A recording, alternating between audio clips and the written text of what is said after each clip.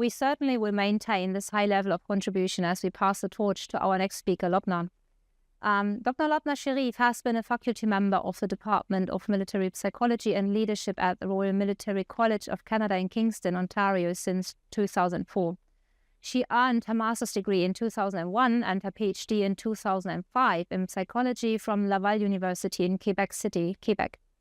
She has authored several research papers and posters in both French and English, as well as her mother tongue of Arabic.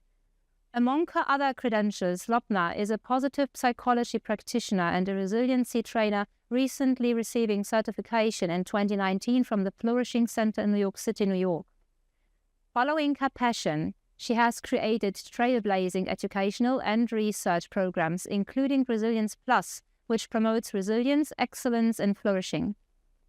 Engaging students, faculty, and staff at the Royal Military Colleges of Canada, RMC Kingston and RMC Saint Jean, her interactive workshops continue to grow in enthusiasm and numbers. Lobna has been awarded the Tunisian President's Prize of Academic Excellence in 1999, the Canadian Psychological Association's Academic Excellence Award for her doctoral thesis in 2005, and RMC Saint Jean Commandant Coin in 2019. Her current research focuses on what is right with people, character strengths, resilience, coping, competence, and accomplishment, and how to actually apply this understanding to improving well-being and performance each and every day. Lobna, a very, very warm welcome to you. I am glad to have you on board. We are very excited to see you live online and listen for your most insightful program. Well, thank you so very much. Thank you, Kathleen, and thank you, Lieutenant Colonel Bauer, for inviting me today. I'm truly honored to have the opportunity to speak here about this very important topic. And I look forward to sharing insights and engaging in meaningful discussions about individual resilience. So thank you very much, Nick, for preparing the stage for this conversation. And the next slide, please.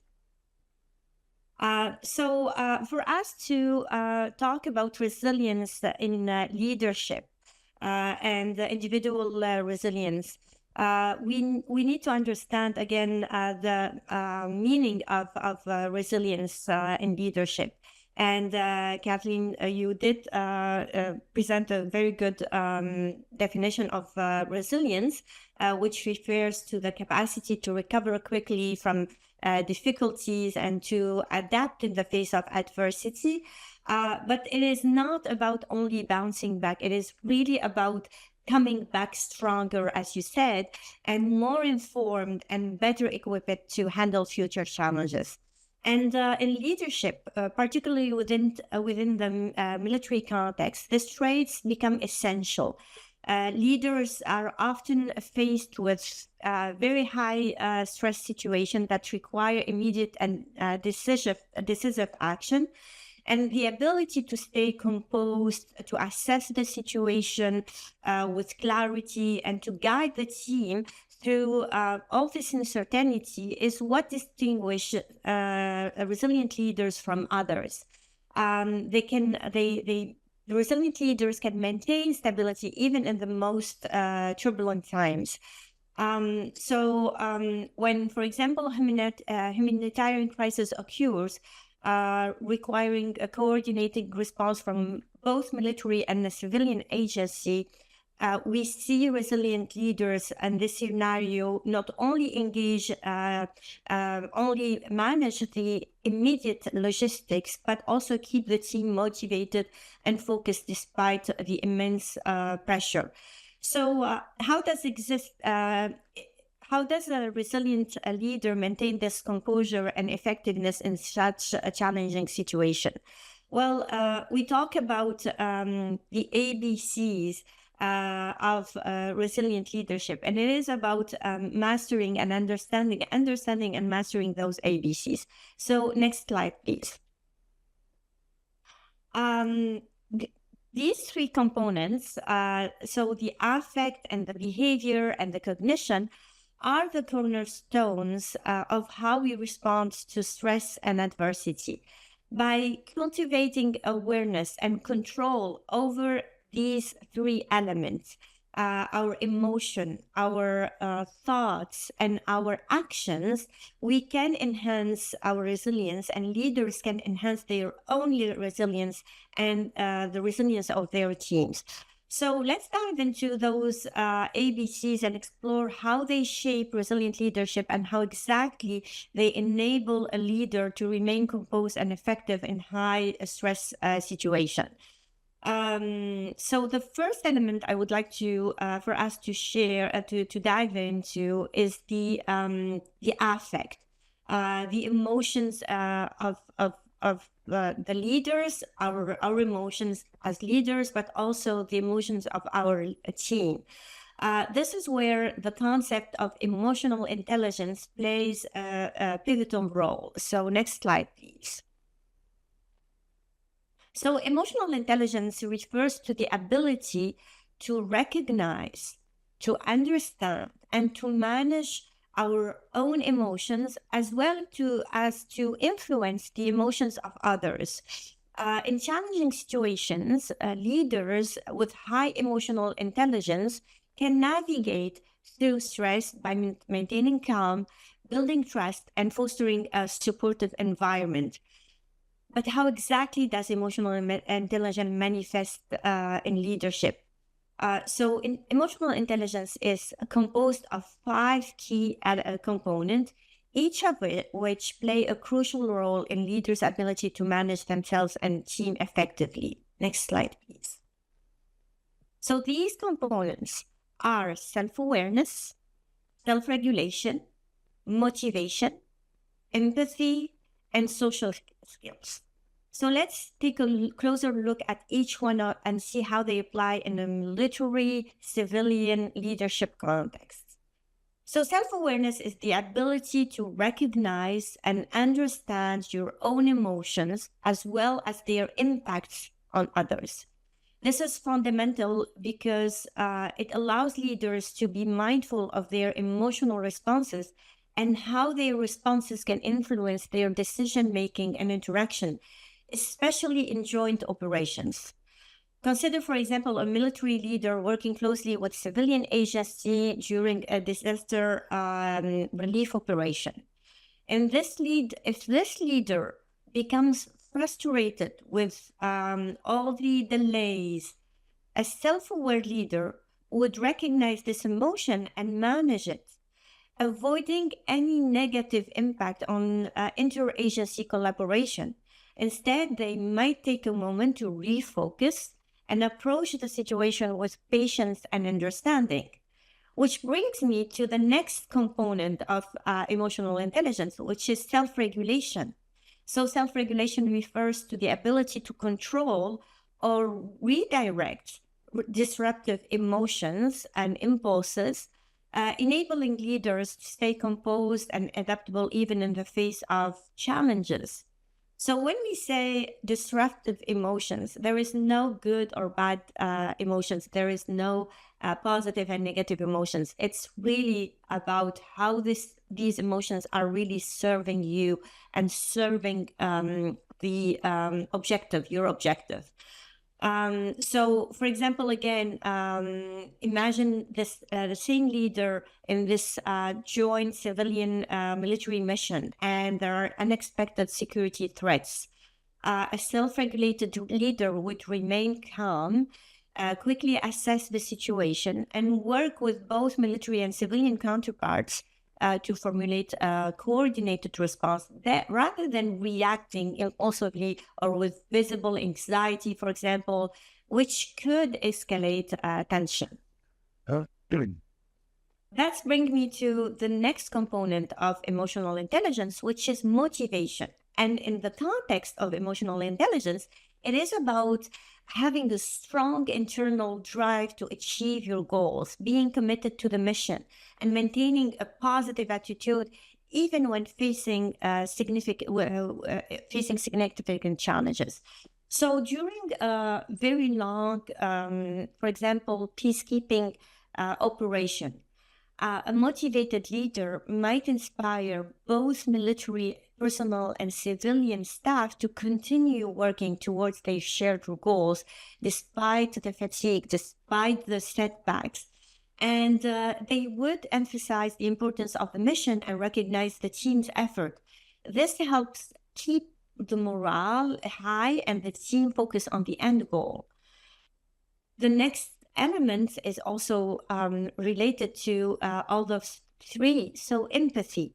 Empathy is the ability to understand and share the feelings of others. So again, that frustration, that fatigue is understood, which is crucial to manage diverse teams and ensure effective communication between all personnel, whether it is military or civilian. So, for example, in a situation where a civilian partner is struggling with stress of working in a conflict zone, an empathic leader would recognize this and take steps to provide support, perhaps by adjusting their responsibilities or offering resources for stress management. So this is not going only to help them, but also strengthen the overall team cohesion. And empathy is also related to those social skills, last component of the emotional intelligence, which involve managing relationships effectively, facilitating communication, building networks, which is very, very important in operation where there is lots of coordination and collaboration that is key for the success of those operations.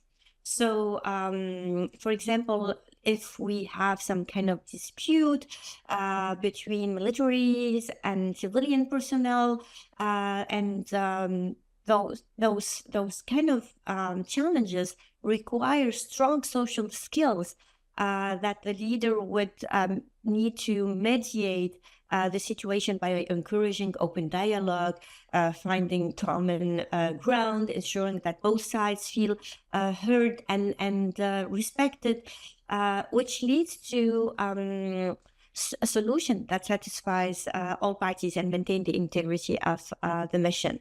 So these 5 components, self-awareness, self-regulation, motivation, empathy, and social skills, form what we call the backbone of emotional intelligence in leadership. And when we as leaders apply them effectively, they can enhance the resilience and the effectiveness of our teams, especially in those high pressure environments.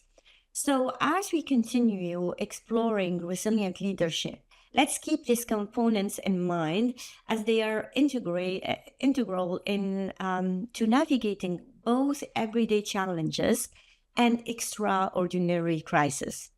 The next essential element in the ABCs of resilient leadership is behavior. So next slide, please.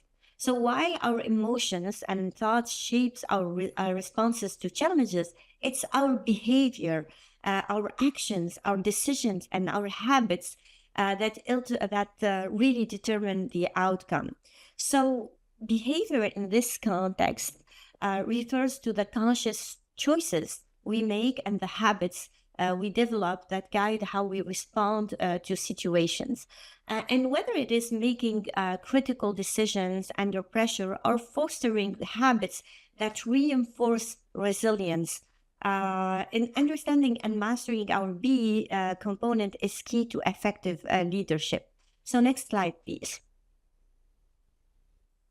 So behavior through whether it is our decisions or our habits form crucial parts of resilient leadership. So research suggests that approximately 40% of our behavior is driven by habits and 60% is influenced by decisions. And while decisions are often critical in the moment, it's really our habits that consistently reinforce our resilience, our individual resilience over time. Our habits that we develop are not just routine, they are the backbone of our resilience. These habits determine how we respond under pressure, how we interact with our teams, how we maintain our effectiveness in the face of adversity. And resilient habits are those that ensure that leaders and their team are always prepared, focused, and capable of handling stress. So it is very important to build resilient habit, but it doesn't happen overnight. It requires really intentional effort and consistency. It's essential to identify which habit will most effectively support resilience and integrate these habits into their daily routines. And sometimes it's really easy habits like maintaining a healthy, lifestyle, exercising, eating healthy. But sometimes it's through discipline and self-reflection and also ongoing training that we gonna bring those habits to become our second nature. Again, in very high stress environment, like the military environment, it is really very important to build those very healthy habits of ours. Because while decisions shape our immediate actions, it's really the habits we cultivate that sustain our resilience and effectiveness over time. When the world is going really not the way we are expecting, it's really our habits that are going to take control over our actions and behavior. And as military leaders, focusing on developing and reinforcing those resilient habits can make all the difference in how we and our team respond to the challenges we face. So next, we are going to shift to our focus to the final component of the ABC of resilient leadership, which is our thoughts, our cognition, and explore how our thoughts and beliefs influence our resilience and decision making. So next slide, please. So cognitive awareness refers to the ability to recognize and understand our own thoughts process. It involves being mindful of how we perceive, interpret, and respond to various situations, especially under stress or during decision making. In the context of resilient leadership, cognitive awareness is crucial for several reasons. First of all, it enhances our decision making. So it allows leaders to be conscious of their biases, assumptions, and thoughts patterns that influence their decision. So, second, it does improve our emotional regulation. Our thoughts are closely linked to our emotions. And when leaders are aware of their thoughts, when we are aware of our thoughts, we can better manage our emotions that arise from these thoughts. For example, if you recognize or if a leader recognizes that their thoughts are becoming overly negative or anxious, they can use those cognitive strategies to reframe their thoughts so they can prevent emotional overwhelm and maintain a calm, composed demeanor. Our thoughts also help us foster our resilience. Resilience is not only about bouncing back from adversity, it's about how we process and interpret the challenges mentally. So being aware of our thoughts help us understand our thought pattern and enable us as leaders to adopt a growth mindset and view challenges as opportunities for learning and development rather than threats. So when facing a setback, for example, you can think about it as a failure. However, with cognitive awareness, you can shift your mindset and this perspective to see it as a learning experience, which not only help to recover more quickly, but encourage yourself and your team to do the same. So cognitive awareness also contribute to better situational awareness, which is the ability to perceive and understand what is happening around you in real time. In combat situation, for example, this can quickly help leaders and individuals to to quickly assess the battlefield, recognize potential threats, anticipate the actions, and lead to be more effective with their decisions. But also cognitive awareness enable us to have a better communication and relationships. So Nick talked about the importance of community and the importance of community resilience, and cognitive awareness allow us to enhance our communication by being aware of how our thoughts and words might be perceived.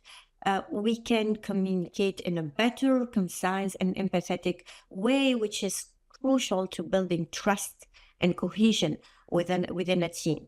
So, especially when teams are diverse and are composed of both military and civilian members, so that awareness, that cognitive awareness, enable us to navigate potential misunderstanding by being mindful of how different perspectives can affect the situation, and we can adjust our communication style accordingly.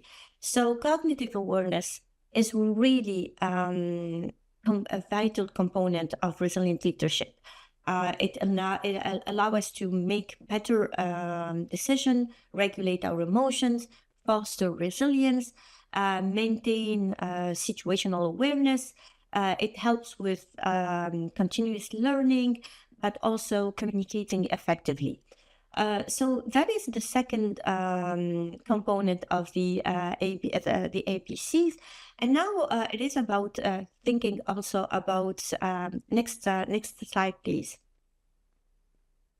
About the thoughts that we have, and being aware of that, the fact that we are recycling our thoughts. We are all the time using the same thoughts than yesterday.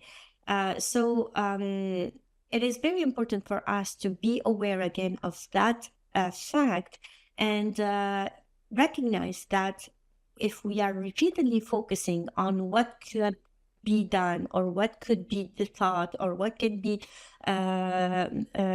processed differently, or what can go wrong in situation, that can affect our effectiveness and the effectiveness of our mission. So what can we do with all of this, knowing that our affect, our emotions, our behavior, our actions, and our thoughts and cognitions can affect our resilience? Next slide, please.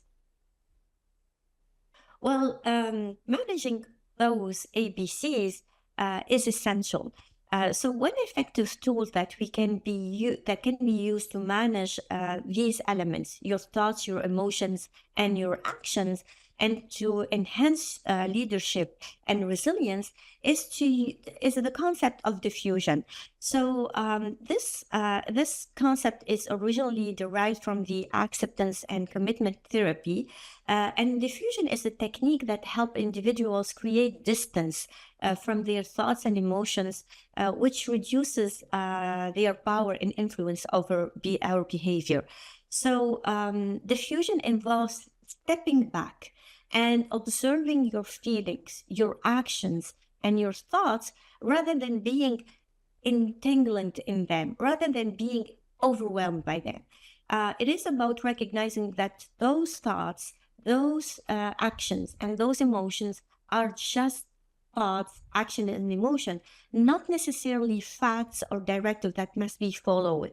And by practicing diffusion, we can prevent automatic and helpful reactions, and instead choose more deliberate, constructive responses.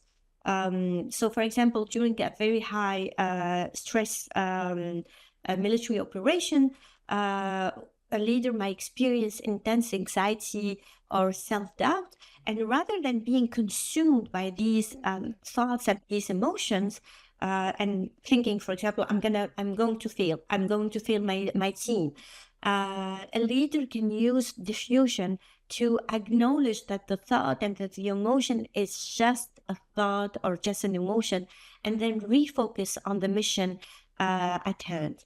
So diffusion can be applied for thoughts, for emotions, for action, to prevent automatic and helpful behavior, to manage emotional reaction, to manage unhelpful thoughts, and to reduce also the impact of all those unhelpful thoughts, emotion, and behaviors, and be able to manage them and control them. So let's put this into a practical context. Let's say that a leader is tasked with coordinating a joint military-civilian evacuation under hostile condition, and the pressure is immense, and the stakes are really high.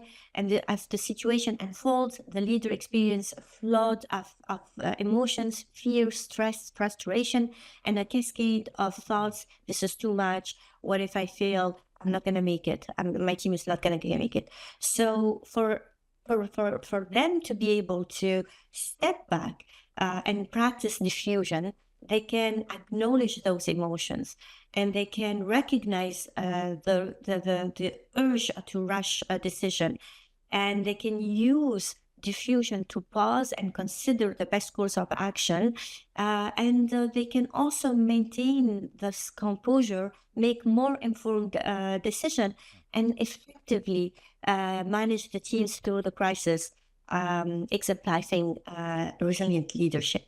So to summarize, and just before going on the break, diffusion is a powerful tool for managing our affect, behavior, and cognition.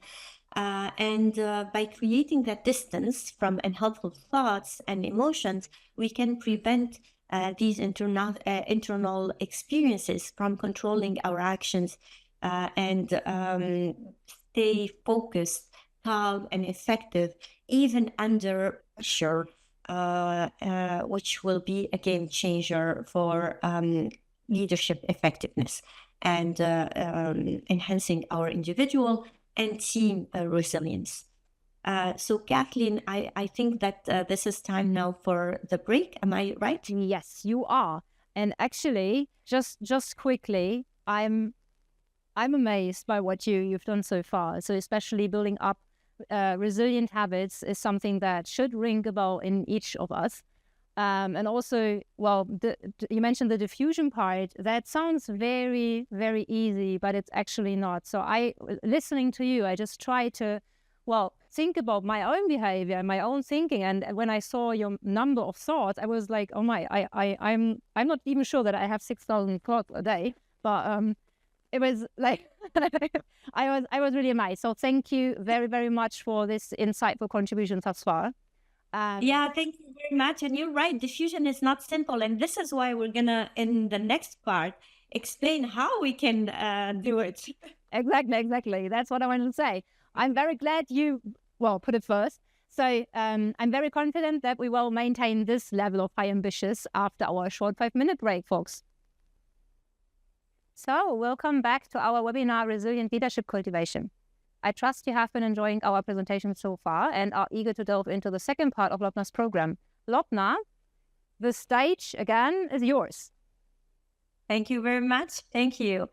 So may I have the slide? Great. So we are now going to talk about another very important topic. We just explored how our emotions, our behavior, and our thoughts are key component of resilient leadership. And we talked about diffusion as a technique. And you're right, it's not very easy to practice diffusion. But leaders can maintain their composure and make informed decisions and stay focused under pressure. But this is not, but resilience is not just about managing those internal experiences. It's also deeply connected to our character. Character is the foundation upon which resilient leadership is built. In military leadership, where the stakes are often high, character plays a very crucial role in guiding our action, building trust, and sustaining resilience over time. So next slide, please. I very much like this quote from General Schwarzkopf from the U.S. Army, because I agree that leadership is not only about strategy. And I agree with him that if one has to go without one, they could go without the strategy, but they need to keep the character. So it is about character is about how we are, the truly foundation of who we are. It's about how we react in the heat of the moment. It's not about the decision we make or the actions we take really when we are in a great environment, a relaxed environment. Our character shows because this is the foundation of our values. At the heart of resilient leadership is character, our deeply held values that influence every aspect of our behavior and decision making. When we are guided by strong values, we are likely to act with integrity, even under pressure. Our values provide us with the moral compass that help us stay true to our principles, and they ensure that our decision and actions are consistent with our core beliefs. And this consistency builds trust not only within ourselves, but also among our teams, the people we work with, which leads to a stable and resilient environment. So next slide, please. Research in positive psychology has identified 24 character strengths that are universally valued across cultures and are considered the building blocks of a good character. These strengths are classified under 6 broad virtues that you can see here: wisdom, courage, humanity, temperance, justice, and transcendence. Each of these strengths plays a critical role in resilient leadership. So if you look at, for example, wisdom and knowledge, this their impact on leadership, people who harness the strengths of curiosity, judgment, love of learning, perspective, creativity, they are able to make informed, thoughtful decisions. They approach problems with an open heart and mind, eager to learn and consider different perspectives. The intellectual resilience allows them to adapt to new challenges and lead their teams through uncertainty. If you look at courage, for example, and in this virtue, you'll find bravery, perseverance, honesty, zest, which is doing things not half-heartedly. It is about being courageous, not being afraid to face difficult situations. So to persevere through challenges, maintain honesty in communication, bring energy and enthusiasm in role. This is where zest is coming. People like to follow leaders who are enthusiastic, who are perseverant, who bring energy to the team. If you look at the virtue of humanity, which involves love, kindness, social intelligence, we need more of that in our world today. We need more leaders who embody humanity and who are compassionate, who are empathetic, who build strong, supportive relationships with their team members. We need more leaders who embody this emotional resilience that creates a culture where trust and mutual respect is the norm. where it is crucial to maintain moral and cohesion during difficult times. If you look at justice, the virtue of justice, teamwork, fairness, and leadership, we need leaders who are justice-oriented, who are committed to fairness and equality, who foster teamwork and ensure that everyone's voice is heard, which ensure a sense of unity and shared purpose, and who have this commitment to justice, so that they reinforce the team's collective resilience. If you look at temperance, which involves forgiveness, humility, prudence, self-regulation, more humble leaders in this world, more leaders who practice self-control, who are able to manage their impulses and consider the long term consequence of their action, not only on today, but on the future generations. To have measured action and help maintain stability and make sound decisions. These are the leaders that we need, and these are the people that we need today in this world of today. If you look at the last virtue, which is transcendence, and includes appreciation of beauty and excellence, gratitude, hope, humor, spirituality meaning having a greater meaning. Transcendence, people and leaders inspire others by finding meaning and purpose beyond the immediate challenges, express gratitude, maintain hope, use humor to keep their team motivated. We talked about emotional intelligence. It's the ability to see the bigger picture, which helps sustain resilience through adversity. So if we look at all those 24 character strengths and try to integrate them, these are not just abstract concepts. They are practical, literally tools that leaders can cultivate, that each of us can cultivate and apply in our daily basis. And by recognizing those strengths and recognizing that each one of us, we have in us all those 24 character strengths, we can enhance our resilience. We can become better equipped to navigate the complexity of our roles.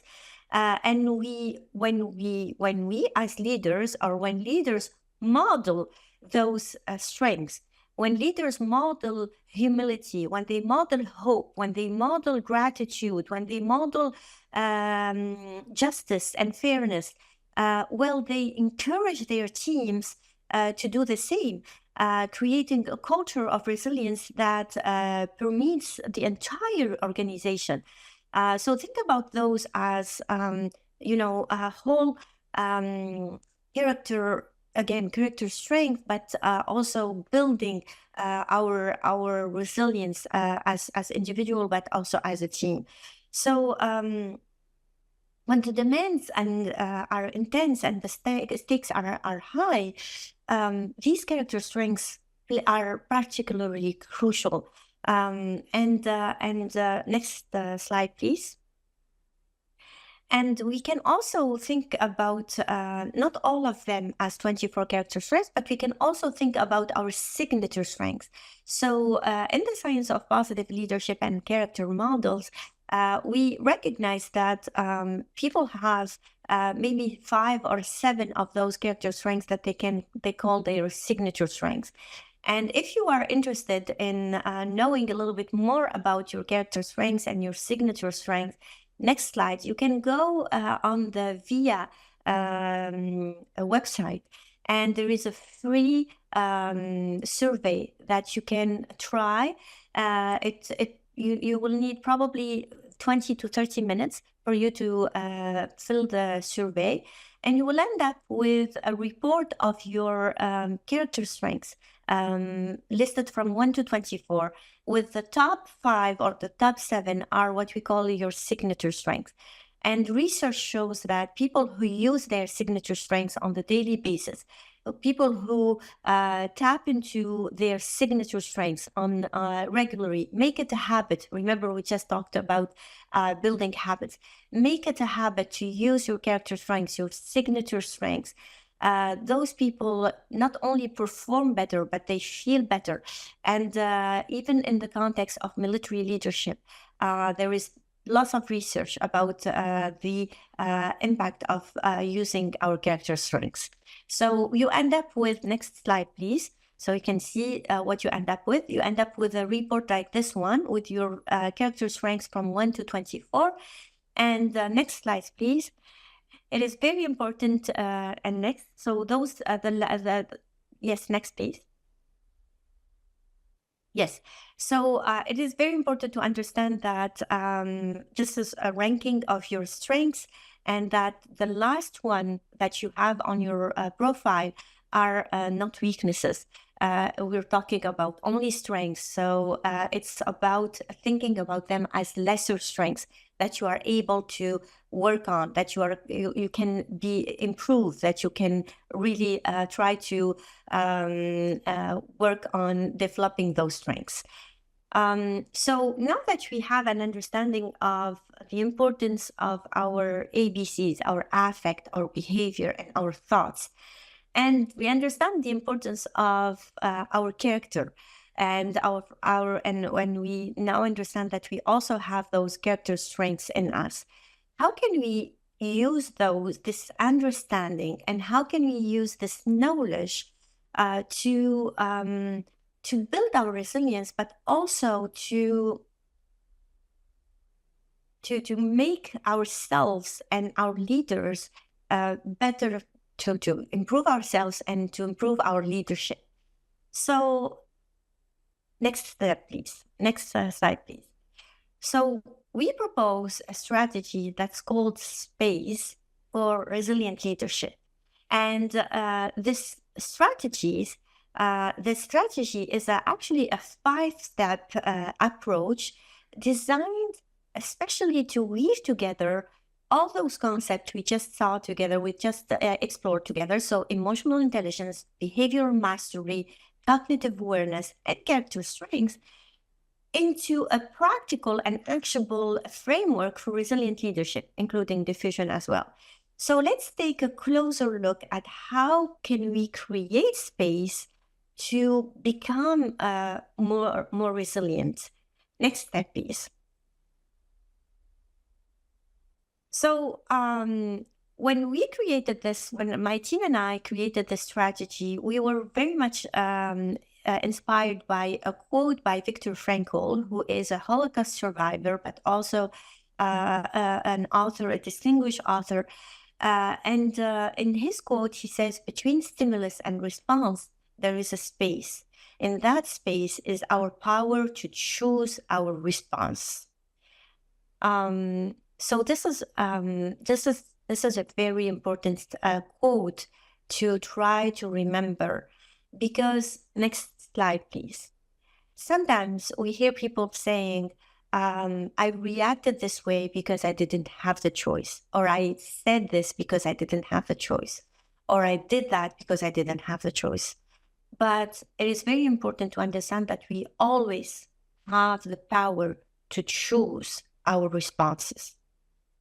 And especially when we are trying to model a behavior, and when we are trying to be resilient, it is very important for us to remember that it is not about reacting. It's really about responding to what's happening around us. So it is very important to understand the difference between reaction, which is impulsive, which is immediate, and a response, where it is thought and deliberate and more more effective. So next slide, please. So for us to move from reaction to response, we need to create space, and creating space is a framework designed to help us leaders foster resilience in ourselves, in our team. So this is a mindfulness-based strength intervention that integrates various evidence-based techniques to transform this stimulus reaction cycle. And it draws from a principle of mindfulness, tactical breathing, cognitive diffusion, psychological flexibility, character strengths. And by applying these concepts and the way that I'm going to show you today, the space model, the space strategies offers you a practical and effective method to enhance your resilience and the resilience of people around you. So let's dive into what it means to create space for resilient leadership and how each of these elements can be integrated in your leadership approach. So the first step in creating space, next slide please, is to stop and being present and to identify a challenge. So this is a very easy step where it is only about pausing in the midst of the challenge to ground yourself in the present moment. And to take this initial step, you can create the mental and emotional space needed to respond thoughtfully rather than react impulsively, as I said a little bit earlier. So it is very essential to cultivate resilience to start by this step. So it's natural for us to feel the urge to act immediately. However, this can often lead to decisions that are driven by stress or emotion. And by stopping and really grounding yourself in the present moment and being present, which means being fully engaged with the here and now, rather than being caught up in our thoughts and feeling and worries about the future or regrets about the past, and identify the challenge. So it's to identify what's going on exactly. What is the actual issue? What do we need right now? So, for example, let's say suddenly there is a problem going on, and there is confusion and tension between the team, and people are a little bit stressed.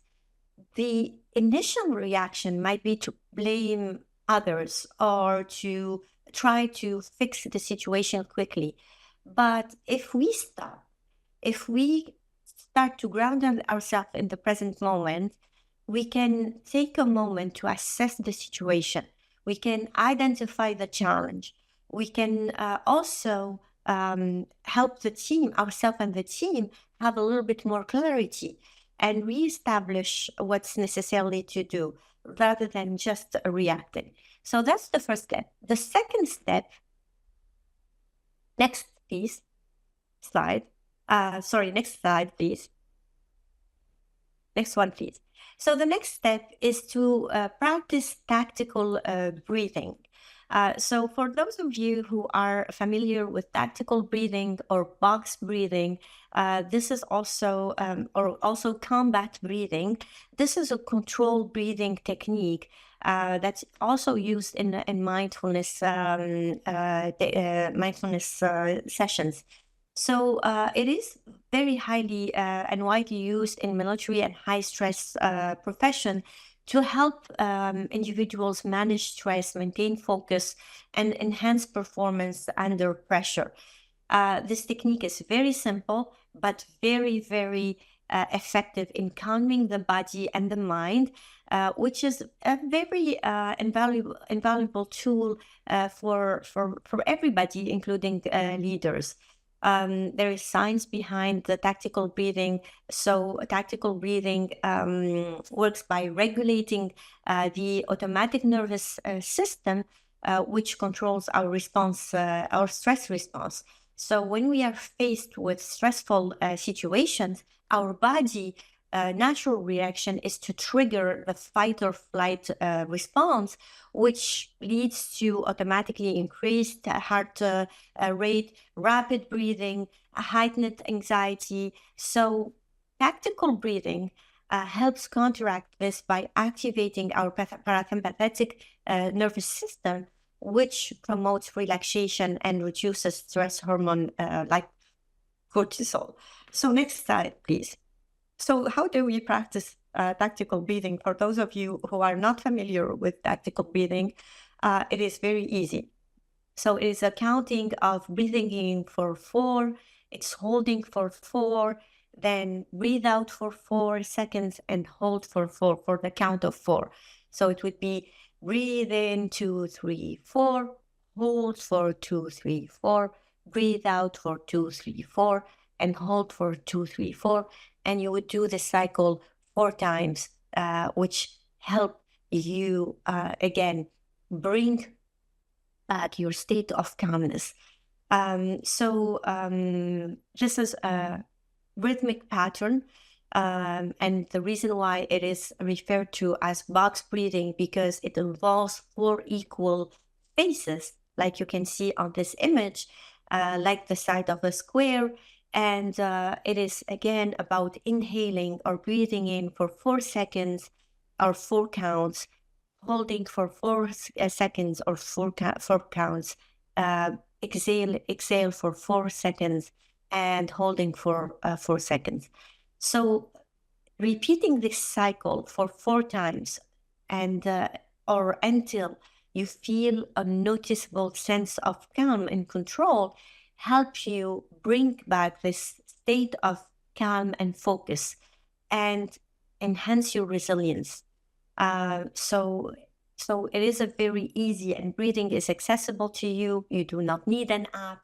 You don't need to do something. You can even do it while sitting or in a meeting or in any context.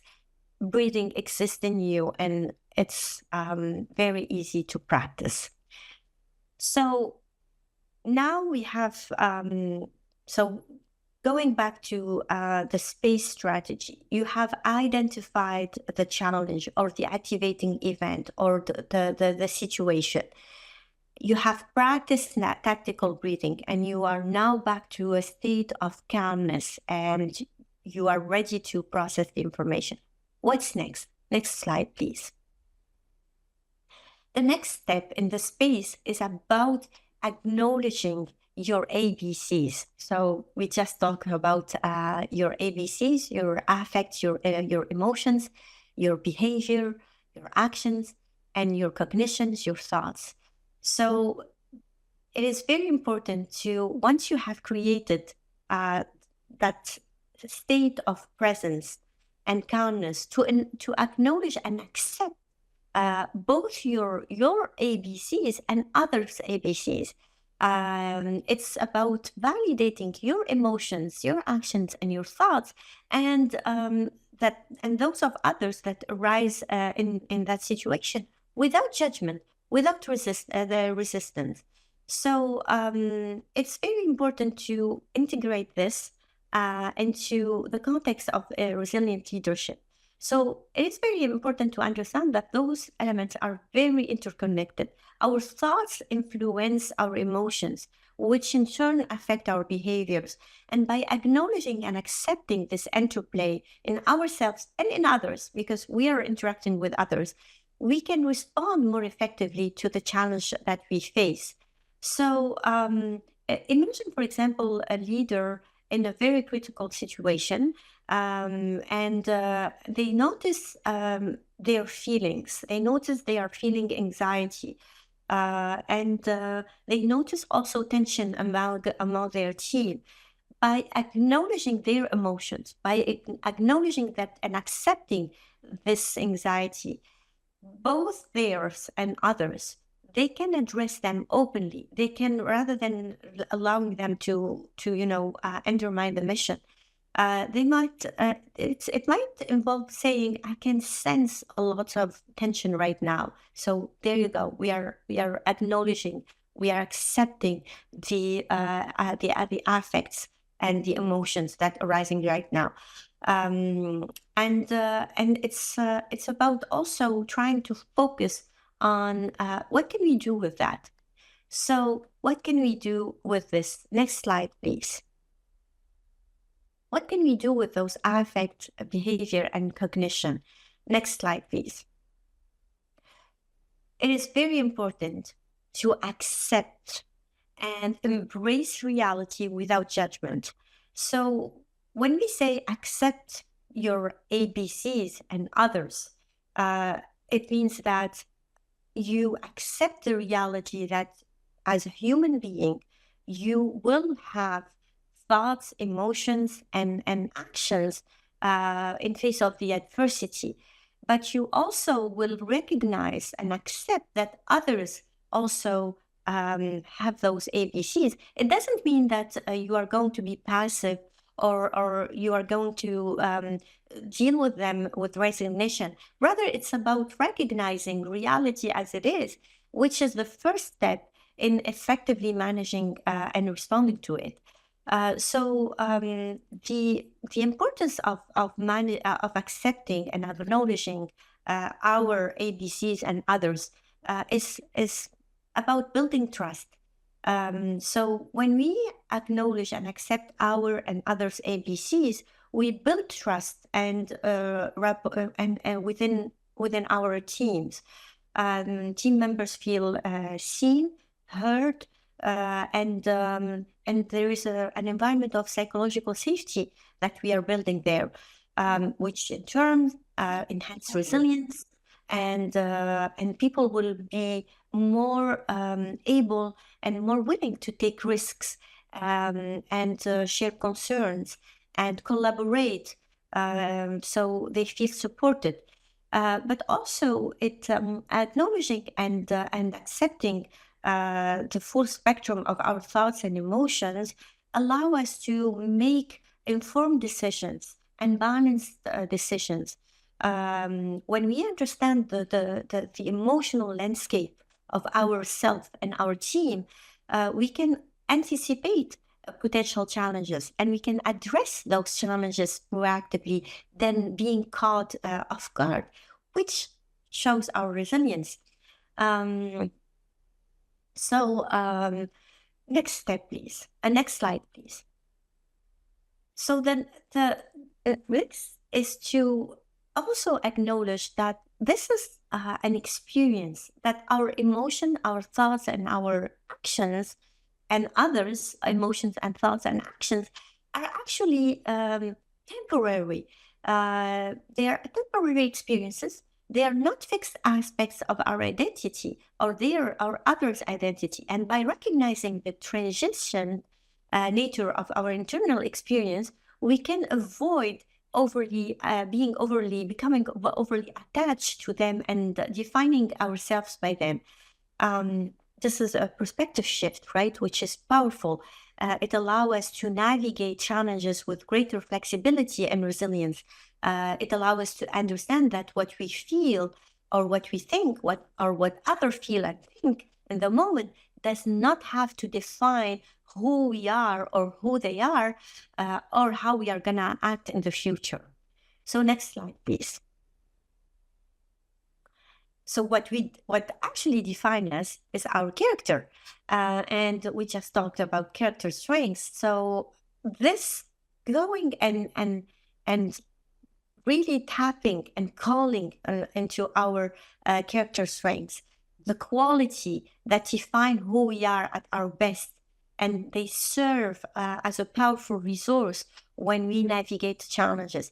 So in the face of the challenge that we're facing, calling into character strengths and tapping in these strengths can allow us to align our action with our values and inspire our teams, and then maintain a sense of purpose and direction, even in the most trying time. So remember, we talked a little bit earlier on practicing diffusion. So this is where you are practicing this diffusion. You are distancing yourself from your emotion, your thoughts, and your behavior, accepting them, but also you are calling into your character strengths. What do you need right now to be able to deal with those thoughts, those emotions, and those actions of yours and of others? So let's say there is a high conflicts in your team. and you're dealing with two members of your team who are maybe even putting the operation into difficulty. So how can you deal with that? How can you really practice, create that space where you are going to recognize your thoughts, your emotions, your worries about the mission, about the importance of what's going on, and also recognize their affect, their actions, their thoughts with regards to this conflict. Calling into your character strengths, tapping into your perspective, in your judgment, tapping into your fairness, maybe your kindness, your humility, maybe your humor to try to find the solution for this situation. Maybe it's about creativity. Maybe it's about calling into your leadership at the moment. So you have 24 character strengths, and you can really use them, because next slide, please. All you need and all you need you have. Your character strengths are there for you to navigate the challenges and lead with authenticity, right? So these strengths are not just there. They are not tools for at your disposal. They are integral part of who you are. They are anchoring your actions, guiding your decisions, and fueling your resilience. So again, all you need, and all you need to have this idea, have this, this understanding and the belief that your character strengths that you possess are precisely what you need to overcome the challenges you're facing. And importantly, everything you need to be effective, everything you need to be resilient is already in you, within you, embedded in your 24 character strengths. But here is something. Everything people around you need is already embedded in them.